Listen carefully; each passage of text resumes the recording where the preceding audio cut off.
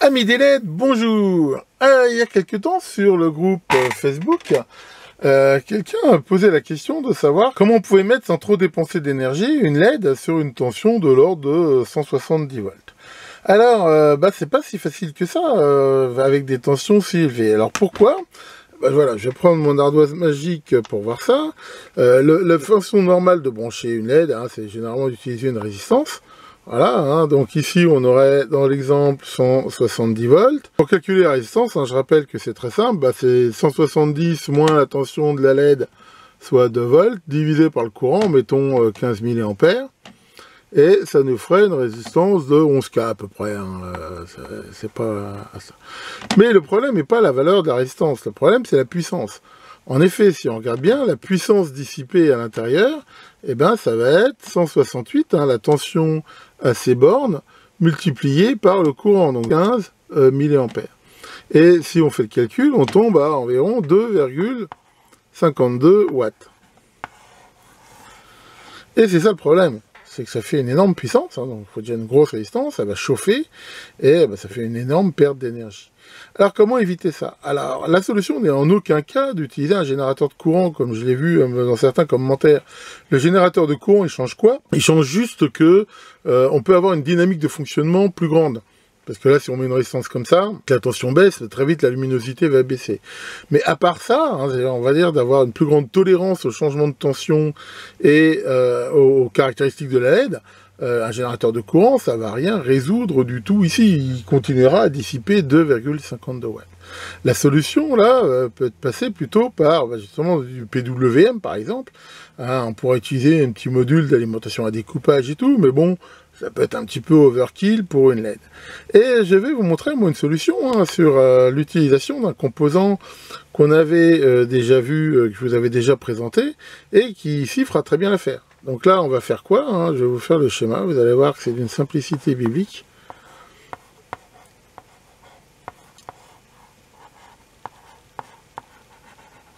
Et voilà. Ce schéma, c'est quoi? C'est d'utiliser un diac. On va utiliser ici un condensateur, éventuellement polarisé ou non, ça dépend de sa valeur. Ici, un diac, qui généralement se déclenche aux alentours de 33 volts, c'est la valeur normalisée. Et comment ça va fonctionner? Quand on va mettre ici la tension, le condensateur va se charger, avec une vitesse proportionnelle à la constante de temps RC, c'est-à-dire à la valeur du condensateur et à la valeur de la résistance ici.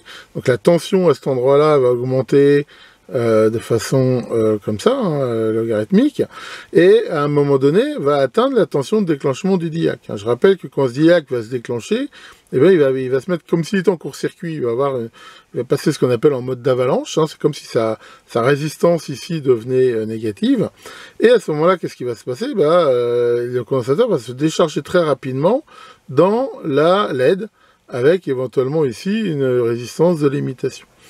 Alors, voilà, c'est aussi simple que ça. Alors, comment on va calculer cette résistance-là? Alors, cette résistance-là, on peut admettre qu'au moment où le système se déclenche, il va y avoir un pic ici de 33 volts. Mais on ne va pas calculer cette résistance-là pour une tension de 33 volts, parce que ce pic va durer très très peu de temps. Ce qui compte, c'est, on va dire, le courant moyen. Bon, là, il faut quand même mettre ici une résistance, parce qu'il faut quand même limiter un petit peu le courant. Mais voilà, là, par exemple, je vais partir sur 470 ohms, ce qui me paraît, je veux dire, si on calculait pour 33 volts, ça ferait en gros 31 divisé par 0,02, ça ferait 1,5 kg. Mais là, on peut diminuer, à mon avis, on pourrait même diminuer plus, mais enfin voilà, pour garder un courant limite, 470, ça me paraît bien. Donc maintenant, après, la valeur de cette résistance-là et de cette capa, ça va dépendre de la vitesse où on veut aller. Bon, si on veut quand même aller relativement vite, il faut une fréquence relativement élevée. Si on veut pas la voir à l'œil nu, il faut que ça soit supérieur à 50 Hz. On peut partir, par exemple, sur un condensateur de 100 nanofarad. Et à ce moment-là, comment on calcule ici le temps? C'est le calcul classique d'un temps RC. Je vous ai déjà montré des calculateurs en ligne. Il suffit de calculer avec quelle est la résistance pour que la tension arrive ici à la vitesse qu'on veut. Mais on peut raisonner différemment, c'est ce que j'ai fait ici. C'est-à-dire, en fait, quel courant on veut consommer. On calcule à peu près pour 170, par exemple, je veux prendre, je sais pas moi, 1 mA, hein, on considère que le condensateur ici est déchargé, et ben on peut calculer que la résistance ici, pour 170 volts, devrait faire dans les 170 K à peu près. Maintenant, on peut prendre dans un courant plus bas. Bon, dans mon exemple ici, hein, j'ai pris 220 K. Faut savoir que les tolérances ici sont très très grandes. Je veux dire, enfin, plus on va prendre ici une résistance élevée, bah, moins ça va consommer. Plus ici le condensateur pourra être petit, hein, pour la même fréquence, ou au contraire, on peut prendre un condensateur plus gros. Les limites, ça va être quoi? Ça va être qu'à un moment donné, si on prend aussi des valeurs trop grandes, eh ben, je veux dire, les courants deviendront très faibles, et les fuites, surtout la fuite ici dans le condensateur, sera, je veux dire, prépondérante par rapport à la charge, et ça risquera de plus fonctionner. Enfin voilà, ici, on peut vraiment avoir de la marge. Donc voilà, grâce à ce montage-là, eh ben, on va avoir une LED qui, comme on va le voir, consomme vraiment très peu, et avec une alimentation qui peut tranquillement aller jusqu'à 300 volts, il n'y a aucun problème, et sans vraiment avoir ce problème de dissipation très forte. Alors, voyons ça d'un point de vue pratique. Alors, j'ai fait le montage vite fait sur une breadboard. Alors, je voulais l'alimenter avec mon alim, là, qui monte jusqu'à 160 volts, hein, ça aurait été une occasion de regarder avec cette tension-là.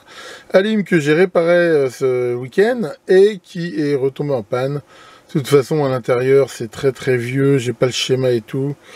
Donc, je pense que je vais refaire complètement toute l'électronique qu'il y a dedans de façon plus moderne. Enfin, voilà. Pour l'instant, je veux dire, j'ai pas trop le temps de faire ça. Alors, par contre, ce que je vais faire, c'est que je vais quand même le faire avec cette alim-là, que je vous ai déjà montré, là, la Riden RD6006, qui monte jusqu'à 60 volts. Donc ce qui va permettre de regarder le truc, mais ce montage il marche tranquille jusqu'à 300 volts, il n'y a pas de souci par rapport à ça. Alors pour regarder comment ça fonctionne, ce qu'on va faire, c'est qu'on va partir d'une tension de 0 et l'augmenter progressivement, ce qui va nous permettre de voir comment ça fonctionne. Alors je vais couper la lumière pour qu'on voit bien la LED, et allons-y gaiement. Donc là, de toute façon, tant que la tension ne dépasse pas celle du diac, il ne va rien se passer. Donc là, je suis à 30 volts, là, il ne se passe genre rien. Là, je suis à 33, 34, 35. Ah, et voilà, là on voit qu'à 36 volts, on peut voir que la LED, alors on la voit qu'il clignote sur la vidéo, mais c'est un effet de la vidéo, à l'œil nu, elle ne clignote pas.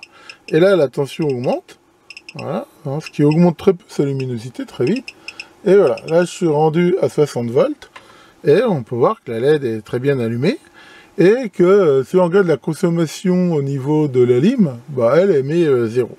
Alors ce que j'ai fait, c'est que j'ai mis une sonde d'oscilloscope sur la résistance de 470 ohms, ce qui va nous permettre de visualiser le courant. Ça faisait longtemps que je n'avais pas utilisé mon MSO 2302 Rigol. Et qu'est-ce qu'on peut voir au niveau du courant? Voilà, on voit, hein, comme prévu, des petits pics de courant qui sont très courts et qui se répètent à une fréquence qui est, ma foi, relativement faible. Hein. Si on la regarde, par exemple, là, on peut regarder. Voilà, si je me mets un counter fréquence mètre sur l'entrée 1, on peut voir qu'elle est de 300 Hz à peu près, et des pics qui en effet sont très courts. Hein. Donc si maintenant on va mesurer la taille de ces pics, voilà, hein, toc, hein, ce qu'on voit, c'est des pics de courant, mais qui correspondent bien aussi à la tension quelque part aux bornes de la LED. Et si là on utilise des curseurs, voilà, manuel,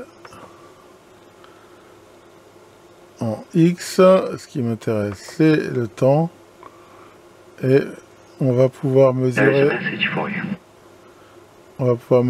en gros la durée de cette impulsion et voir qu'elle est relativement très courte.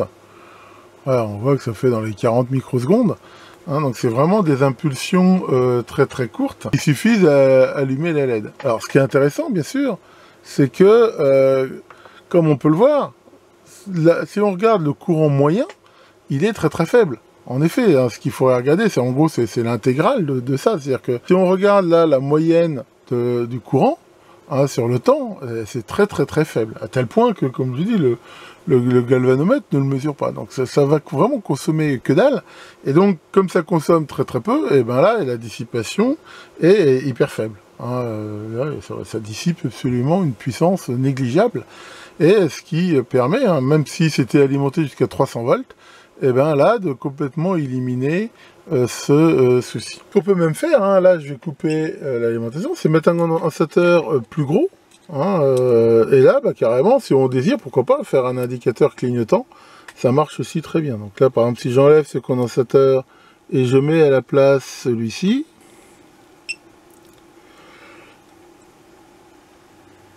voilà, là, on voit très bien que ça clignote.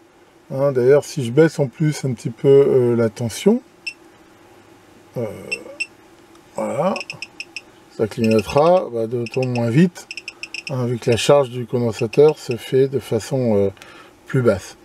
Après, on peut tout à fait jouer sur la valeur du condensateur, mais voilà, là, on va avoir une consommation qui va être encore moindre, hein, ici, mais ça peut éventuellement attirer plus l'attention. En effet, on ne la voit pas bien forcément clignoter, parce que ça dépend de la fréquence de battement avec la caméra. Voilà pour cette petite vidéo, j'espère que ça vous aura intéressé. Pour info, on peut très bien utiliser ce montage sur secteur, il suffit juste de rajouter une diode en série avec tout le montage. Et voilà, ça marche sur une alternance et ça fonctionne aussi très très bien. Ça peut être une bonne alternative en fait pour faire des voyants secteurs, on va dire, clignotants, plutôt que d'utiliser le traditionnel condensateur en série qui peut être relativement imposant. Là, ça permet éventuellement un montage plus compact. Comme j'ai dit, c'est une période un petit peu spéciale pour moi. Hein. Un des effets collatéraux de ce fichu diabète, hein, c'est que j'ai chopé ce qu'on appelle des doigts à ressaut sur les deux mains. C'est quelque chose de très pénalisant et douloureux. Donc voilà, j'ai les deux à me faire opérer. Je me suis fait opérer de la main gauche et ça s'est ma foi plutôt bien passé. Et justement, comme je dois faire quand même des exercices, hein, la chirurgienne m'a dit de les utiliser au maximum, même si ça fait un petit peu mal. Et ben voilà, j'en ai profité pour faire ce montage, histoire d'exercer un petit peu mes doigts. Donc voilà, bon, j'ai besoin d'un peu de repos.